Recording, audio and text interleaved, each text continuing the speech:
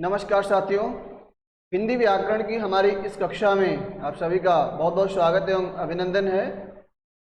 तो आज हम सब चलते हैं इसी क्रम में पर्यायवाची के 6वीं क्लास के साथ। आज हम आप सबके सामने उपस्थित हैं। सारे तथ्य जितने लास्ट क्लास में अब छूटे हुए हैं उन सब के साथ हम आपको एक साथ क्लास देने का प्रयास करेंगे कि जो भी परीक्षाओं में पूछे जाने वाले प्रश्न जो इनसे बनते हैं उन सब के बारे में आपको जानकारी देंगे और सारी चीज़ें जो हमने इम्पोर्टेंट करके बोर्ड पर लिखा है, जिसमें नीले रंग से जो चीज़ें लिखी गई हैं वो इम्पोर्टेंट है, मोस्ट इम्पोर्टेंट है, और जो काले रंग से काले पेन से लिखा गया है वो जो है नॉर्मल पर्यायवाची शब्द है, तो इसलिए जानते रहिएगा। तो हम सब आज की क्लास की शुरुआत करेंगे, जिसमें आज हमारा पहला जो पर्यायवाची शब्द है वो समुद्र है। आज हम समुद्र पर चर्चा करेंगे। आप सबको पता है कि समुद्र को सागर कहा जाता है, समुद्र को सागर भी कहते हैं और समुद्र को रत्नाकर के नाम से भी जाना जाता है। अब ये बताइए कि समुद्र को रत्नाकर क्यों कहते हैं? क्योंकि समुद्र रत्नों की खान है, मोती, मणिक, ठीक है, इन सब चीजों की प्राप्ति जो है वो कहाँ से होती है? आपके समुद्र से होती है। तो रत्नों की खान माने जाते हैं, इसलिए इन्हें रत्नाकर कहते हैं, इन्हें नदीश भी कहते हैं। अब नदीश क्यों कहते हैं आप सबको पता होना चाहिए, क्योंकि अधिकांश नदियां वो कहाँ आकर गिरती हैं? वो समुद्र में आकर मिलती हैं। समुद्र में उनका अंतिम छोर होता है। समुद्र को पारावार के नाम से भी जाना जाता है। क्या नाम से? पारावार के नाम से जाना जाता है। अगर पारावत कह दिया गया तो पारावत का मतलब होता है कबूतर। पारावत का मतलब क्या होता है? कबूतर होता है। आगे देखिएगा, इस सिंधु के नाम से, समुद्र को सिंधु के नाम से भी जाना जाता है। इसे वारिद भी कहते हैं। क्या कहते हैं? वारिद भी कहते हैं, ठीक है ना। वारी मतलब होता है जल, वारी मतलब जल, धा का मतलब होता है, जो धी लिखा है उसका मतलब होता है धारण करना। तो वारी को धारण करना मतलब क्या? कि जल को धारण करना। तो जो जल को धारण करता है वो समुद्र है। इसी प्रकार से जलधि, जो जल को धारण करे उसे भी समुद्र कहते हैं। उदधि, उदधि का मतलब क्या होता है? वो भी आपका जल से ही संबंध, जो जल को धारण करे। पयोधि मतलब भी जल को धारण करे। देखिए, अरणव भी समुद्र का पर्यायवाची है। अरणव किसका पर्यायवाची है? तो समुद्र का पर्यायवाची है। अवधि, आब शब्द से बना है। आब मतलब होता है पानी, तो अवधि मतलब जो समुद्र होता है नदीश। ये सभी नदियों का ईश है, सभी नदियों का देवता होता है, क्योंकि नदियां कहाँ जाके मिलती हैं? वो समुद्र में मिलती हैं। सबसे बड़ा है। आइएगा, सांप पे हम चर्चा करेंगे। आज का जो हमारा अगला शब्द है वो सांप है। सांप को हम अहि के नाम से जानते ही हैं, आप सबको पता है। सांप को पन्नग भी कहा जाता है, बहुत महत्वपूर्ण है। सांप को भुजंग भी कहते हैं, आप सबको पता है। पूरक भी कहते हैं। विषधर तो आप सबको पता ही है, सबसे महत्वपूर्ण है। ब्याल है, भोगी है। तो सांप को ब्याल के नाम से भी जाना जाता है, भोगी के नाम से भी जाना जाता है, हरि भी कहा जाता है।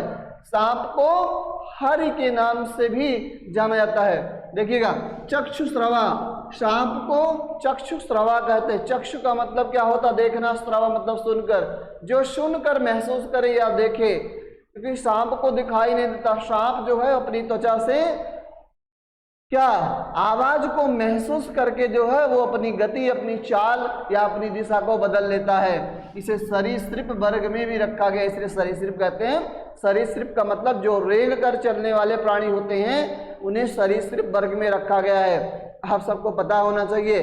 अब यदि आपने साइंस पढ़ा है तो आपको साइंस में ये सब चीजें हाई स्कूल इंटर में पढ़ाई जाती हैं। तो इसे सरीसृप भी कहा जाता है, क्योंकि सरीसृप वर्ग में है। आइएगा, सोना, अगला हमारा जो पर्यायवाची है, सोने पर बात करेंगे। सोने को हम स्वर्ण कहते हैं, सोने को हम सुवर्ण भी कहते हैं, सोने को हेम कहा जाता है, हेम, और हारक के नाम से भी जाना जाता है। क्यों? हार बनाने के काम। हार का मतलब क्या होता है? किसी कोई कीमती वस्तु है, कीमती चीज है जो कि पहनने के काम आती है। हारक, इसे कंचन के नाम से जानते हैं, आप सब पता है। जात रूप भी कहते हैं, तामरस के नाम से, तामरस का मतलब घमंड का रस, जिसके पास अत्यधिक सोना हो जाए, गहना हो जाए, ये सब चीजें अगर हो जाए तो व्यक्ति के अंदर तामस गुण पा जाते हैं, घमंड के गुण आ जाते हैं। हाटक भी कहते हैं, इन्हें हिरण्य के नाम से भी जाना जाता है। तो हाटक और हिरण्य भी किसके पर्यायवाची हैं? तो वो सोने के पर्यायवाची हैं। आप सबको ये जानकारी अवश्य होनी चाहिए, क्योंकि आगे परीक्षाएं आपकी हैं, तो जब भी आप देने जाएंगे तो इनसे संबंधित प्रश्न पूछे जा सकते हैं। जात रूप पूछ लिया जाता है, कंचन पूछ लिया जाता है, हारक पूछ लिया जाता है, हेम पूछ लिया जाता है, और कभी कभी हाटक के बारे में भी पूछ लिया जाता है। आगे देखिएगा हम सिंह के बारे में अब चर्चा करेंगे। बहुत महत्वपूर्ण पहला एग्जाम्पल आपका है, सिंह को शार्दूल के नाम से भी जानते हैं साथियों। शार्दूल के नाम से सिंह को जाना जाता है। सिंह को विक्रांत भी कहते हैं। क्या कहते हैं? सिंह को विक्रांत भी कहते हैं। आप सबको पता है केसरी के नाम से भी सिंह को जाना जाता है। सिंह को हरि भी कहते हैं, सांप को भी हरि कहते हैं, कि हरि भी कहते हैं सिंह को। सिंह को मृगेंद्र कहा जाता है। इंपॉर्टेंट है आपका, सिंह को मृगेंद्र कहते हैं, सिंह को मृगराज कहते हैं, सिंह को नखायुध कहते हैं। ठीक है, क्योंकि ये नख से, नख मतलब क्या होता है? नाखून से युद्ध करता है। बाहुबल, काफी बलशाली होता है। जितने भी जीव जंतु होते हैं उनमें ये काफी बलशाली होता है। देखिए इन्हीं केसी के नाम से भी जाना जाता है, क्योंकि इनके बल्ले बड़े लंबे लंबे बाल होते हैं। आइएगा, पंचमुख, इनका मुख इतना भयानक होता है कि जैसे लगता है 5 मुख की तरह दिखता है। यद्यपि पंचमुख नहीं, लेकिन भयानक मुख के कारण इन्हें पंचमुख कहा जाता है। नाहर मतलब सिंह होता ही है, बहुत महत्वपूर्ण है, आपका नोट कर लीजिएगा। आइएगा नेक्स्ट, अब हम सब सरस्वती के बारे में चर्चा करेंगे। देखिएगा, सरस्वती को हम बाग देवी या गिरा के नाम से भी जानते हैं। आप सबको पता है, गिरा के नाम से भी जानते हैं। इन्हें शारदा भी कहते हैं। तो बाग देवी और गिरा इंपॉर्टेंट है। शारदा तो सबको पता है, वीणा पाणी भी सरस्वती कहते हैं। ये हम सब जब अपनी स्कूली लाइफ में पढ़ रहे थे, ये सारी चीजें हमको बताई गई हैं। इन्हें विमला के नाम से जानते हैं, आप जानते रहिए। इन्हें बागेश्वरी कहते हैं। बागेश्वरी, बाग मतलब होता है वाणी, वाणी की ईश्वर, वाणी की देवी, ईश्वरी मतलब देवी। महाश्वेता भी इन्हें कहते हैं। इन्हें बाक कहते हैं, बाक मतलब वाणी। इन्हें भारती के नाम से भी जाना जाता है। इन्हें हंस वाहिनी भी कहते हैं। आपने सुना होगा इनकी एक जो वंदना है, हंस वाहिनी ज्ञानदायिनी अम्ब विमल मति दे। सरस्वती के जो स्कूल है, सरस्वती विद्या मंदिर, ठीक है, वहां पर जो है हंस वाहिनी, या ये कहा जाए सरस्वती वंदना, हे हंस वाहिनी ज्ञानदायिनी अम्ब विमल मति दे, ये गाया जाता है, जरूर गाया जाता है। तो इन्हें ब्राह्मी भी कहते हैं, क्योंकि ये ब्रह्मा की क्या है? पत्नी है, इसलिए इन्हें ब्राह्मी भी कहा जाता है। आगे देखिएगा, हम सब सूर्य की तरफ आएंगे। सूर्य को दिन दिवाकर तो आप सबको पता है, भानु भास्कर ये बहुत पुराना है। ठीक है, देखिए सविता कहते हैं किसको? सूर्य को सविता कहते हैं। सूर्य को मार्तंड भी कहते हैं। सूर्य को अंशुमाली के नाम से जाना जाता है। अंशु मतलब किरण, माली मतलब माला, किरण ही जिसकी माला है, अर्थात कौन? सूर्य। रवि भी कहा जाता है सूर्य को। सूर्य को अर्क भी कहते हैं। अर्क मतलब भी क्या होता है? सूर्य होता है साथियों। तो आइएगा नेक्स्ट, अगले, हाँ देखिए, इन्हें सहस्त्रांश, सूर्य को सहस्त्रांशु भी कहते हैं, क्योंकि इसके सहस्त्र मतलब हजारों, ठीक है, क्या? सहस्त्रांश, ठीक है, हजारों इसके जो है अंश हैं। हजारों अंश का मतलब ये पूरी दुनिया को प्रकाशमान करता है, पूरी दुनिया में इसकी किरणें फैलती हैं, इसीलिए सहस्त्रांश कहते हैं। इन्हें पतंग के नाम से भी जानते हैं। इन्हें खग कहते हैं। पतंग अगर देखा जाए तो ये इंपॉर्टेंट पर्यायवाची है। खग भी इंपॉर्टेंट है। कर देखिए, मरीच माली भी कहते हैं। मरीच मतलब होता है किरणें, किरणें जिसकी माला हो। मरीच मतलब क्या होता है? प्रभा, किरण, अर्ची, तो किरणें ही जिसकी माला हो, अर्थात कौन? कौन होता है? सूर्य। इस तरह से जिसके किरणें माला होती हैं। आइएगा नेक्स्ट, हिमालय की बात करते हैं। हिमालय को नागराज के नाम से जानते हैं साथियों। इन्हें गिरीश भी कहते हैं। इन्हें पर्वतराज के नाम से जाना जाता है। ठीक है, तो नागराज, नाग मतलब क्या होता है? पर्वत, राज मतलब राजा, गिर मतलब पर्वत, इस मतलब देवता, पर्वत का देवता। इसी प्रकार से पर्वतराज, पर्वत का राजा। गिरिवर, गिरिवर भी कहते हैं। ये गिरि मतलब पर्वतों के, वर मतलब क्या होता है? राजा, एक तरह से पति कहा जाता है।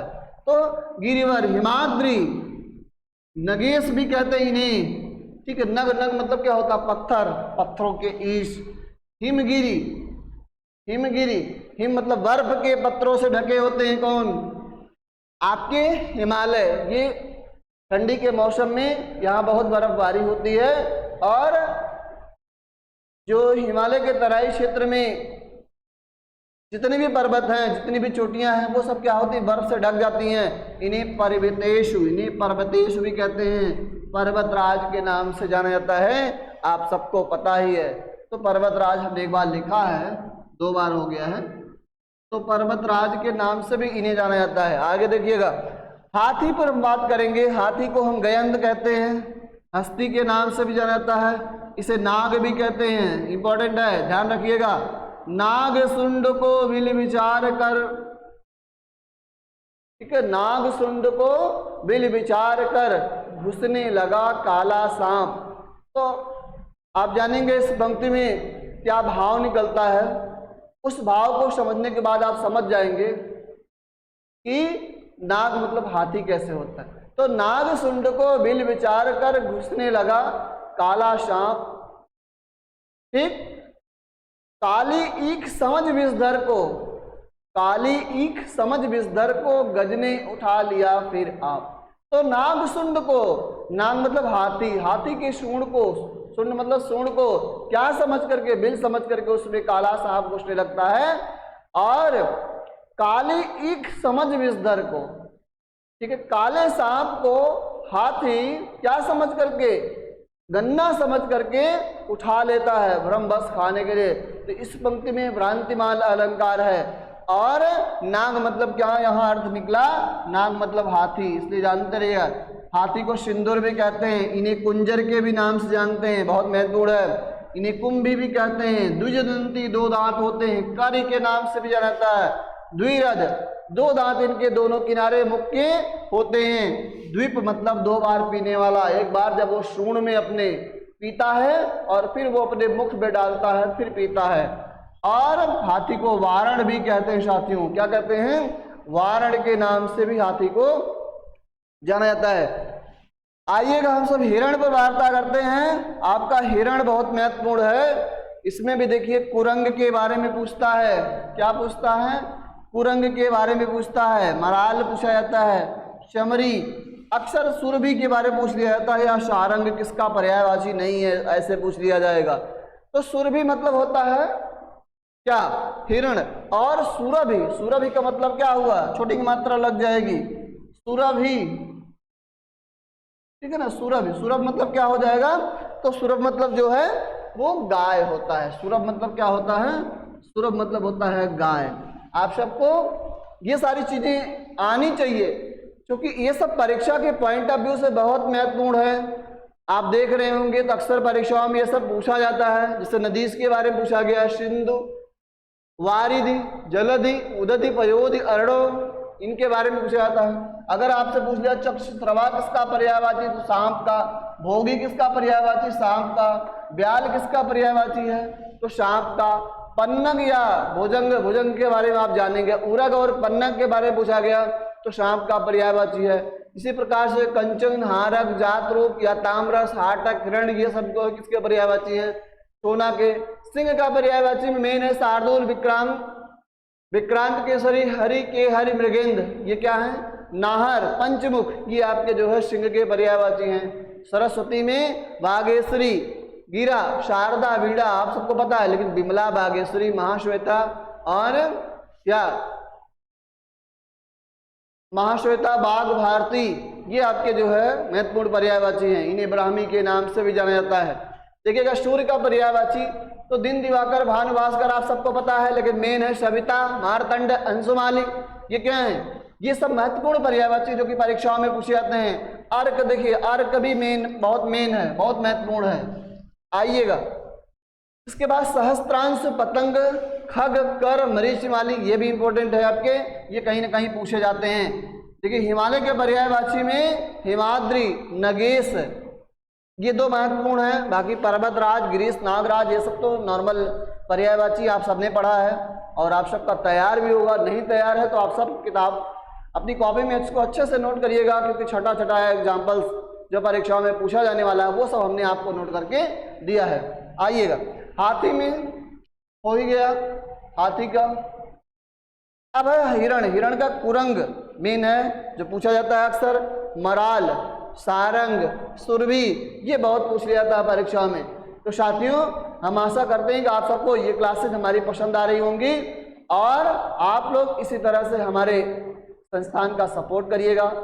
यूट्यूब चैनल को आप सब सब्सक्राइब करिए, हमारे जो क्लासेज हैं उनको शेयर करिए, जो विद्यार्थी पढ़ने वाले हैं, जो प्रतियोगी परीक्षाओं की तैयारी कर रहे हैं, उन तक हमारे जो क्लासेज हैं वो पहुँचें।